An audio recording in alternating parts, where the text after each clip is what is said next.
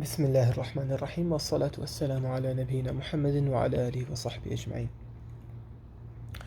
Today I'm going to talk about gamma rays applications in medicine. Gamma rays are a form of electromagnetic radiation that can be seen or felt, which has the smallest wavelengths and greatest energy on the electromagnetic spectrum. They are usually produced in extremely high temperatures or solar flares. When used in medicine, it can be produced in labs either by nuclear collision or artificial radioactivity. Gamma rays kill living organisms in a process called irradiation, which can be very harmful when used to any other purpose than medicine. The fact that gamma rays kill any living organism is an advantage to the medical field, especially the field of oncology. High doses of gamma rays can kill cancerous cells in a process called radiation therapy. The main focus of the radiation oncologist is to target the dose of radiation to the cancer as much as possible to avoid side effects. Side effects depend on the area of treatment. Gamma rays are also used for sterilization of medical equipment.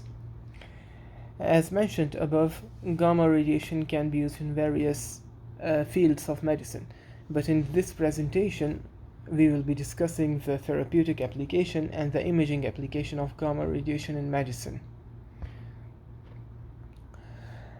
Gamma knife radiosurgery is a type of radiotherapy treatment. Even though it's called surgery, a gamma knife procedure doesn't use incisions. It also is not a knife.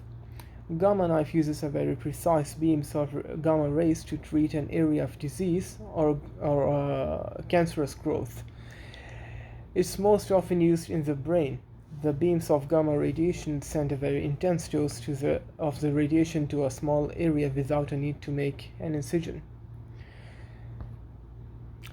The gamma knife procedure is done by a treatment team which includes a neurosurgeon, a neuroradiologist, and a medical physicist, etc.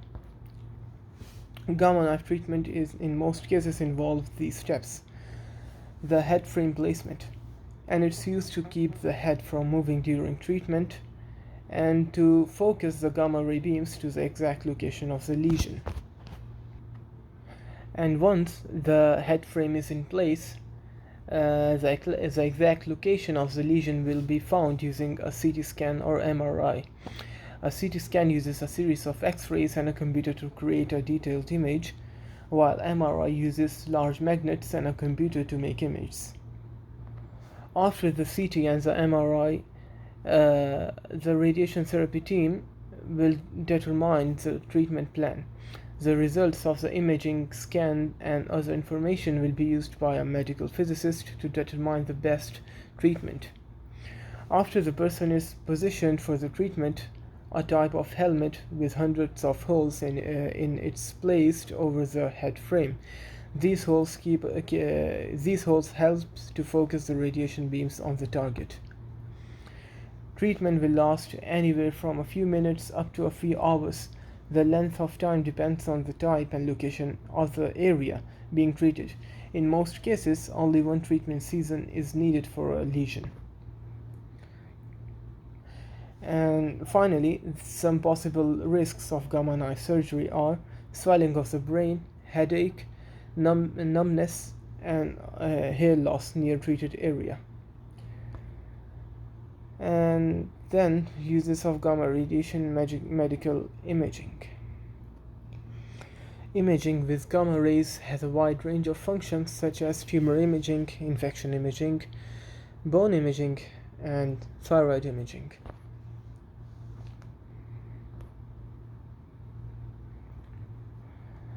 Different types. Both 2D and 3D images can be produced. 2D images are produced using scintigraphy with the help of internal radionuclides. Examples of different uses of 2D nuclear medical imaging: a nuclear medicine whole bodies bone scan, and it's generally used in evaluations of various bone related pathology. Here, a nuclear medicine parasite scan demonstrates a parasite adenoma adjacent to the left inferior pole of the thyroid gland. A nuclear medicine hepatobiliary scan is clinically useful in the detection of the gallbladder disease. 3D images can be produced using SPECT, a 3D tomographic technique that uses gamma camera data from many projections, which can be reconstructed in different planes. Another type of technique, positron emission tomography (PET), is able to image functional processes using coincidence detection. Variations from traditional medical imaging. Nuclear medicine tests are different from the most other imaging techniques in that the main function of the diagnostic test is to show the physiological function of the system being investigated, unlike traditional anatomical imaging such as MRI or CT. And these are some advantages and disadvantages of imaging with gamma rays compared to X-rays.